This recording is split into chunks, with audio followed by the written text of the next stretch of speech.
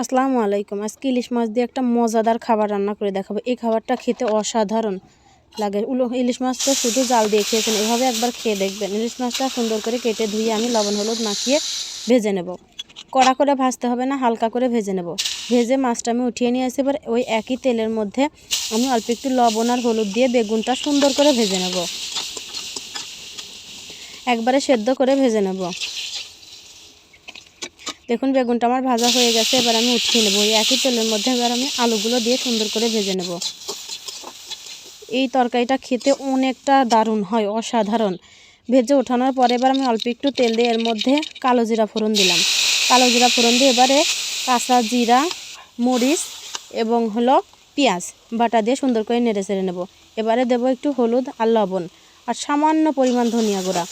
ইলিশ মাছের তরকারিটা যত কম মশলা ব্যবহার করবেন তরকারিটা খেতে তত মজাদার হবে। এবার আমি সুন্দর করে ঢাকা দিয়ে পানি দিয়ে সুন্দর করে কষিয়ে নিয়েছি। যেহেতু আমার আলু আর বেগুনটা সেদ্ধ করা, এই জন্য আমি মশলাটা অনেক সুন্দর করে সেদ্ধ করে নিয়েছি। এবারে আমি আলু আর বেগুনটা দিয়ে একটু নেড়ে চেড়ে পানি দিয়ে দেবো ঝোলের জন্য। পানি দিয়ে এবারে একটু ফুটতে দেব। ফুটা হয়ে গেলে মাছগুলা দিয়ে আমি জিরা ভাজা গুঁড়া দিয়ে নামিয়ে নেব। অসাধারণ খেতে, অনেকটা দারুণ লাগে। এই রান্নাটা আপনারা একবার হলেও রান্না করে খেয়ে দেখবেন। আমি মাছগুলো দিয়ে দিলাম, এবারে আরেকটু ফুটতে দেব।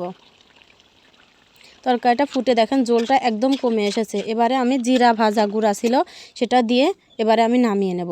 দেখেন কতটা সুন্দর দারুণ হয়েছে।